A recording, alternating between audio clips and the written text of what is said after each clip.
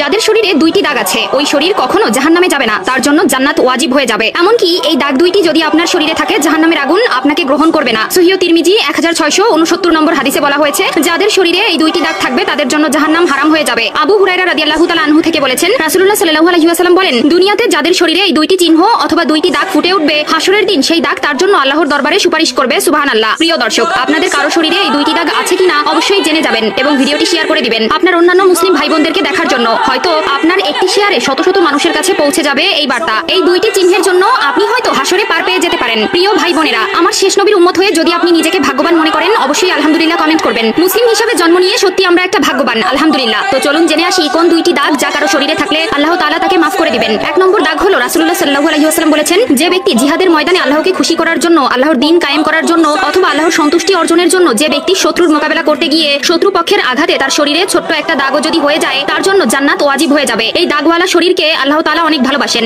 এই দাগ থাকার কারণে কিয়ামতের ময়দানে আল্লাহ তাআলা তাকে জান্নাতে দিয়ে দিবেন। প্রিয় ভাইয়েরা আমার, আল্লাহর দ্বীনকে কায়েম করার জন্য যাদের শরীরে বিন্দু পরিমাণ দাগ হয়েছে তারা কতই না সৌভাগ্যবান। আল্লাহ আপনাকে জান্নাতি হিসেবে মনোনীত করেছে বলেই আপনার শরীরে এমন দাগ হবার সুযোগ এসেছে। দুই নম্বর দাগ হলো ফরজ ইবাদত। ফরজ ইবাদতের মধ্যে যদি কোনো একটি দাগ তার শরীরে দেখা যায় তাহলে তার জন্য জান্নাত ওয়াজিব হয়ে যাবে। যেমন যদি কোনো ব্যক্তি নামাজ পড়তে পড়তে দাগ করে ফেলে, যদি আপনার হাঁটুতে, আপনার কপালে, আপনার পায়ে দাগ হয়ে যায় বুঝে যাবেন আল্লাহ তাআলা আপনার জন্য সুসংবাদ দিয়েছে। তবে এখানে একটি বিষয় হলো, লোক দেখানো নামাজ থেকে সকলে বিরত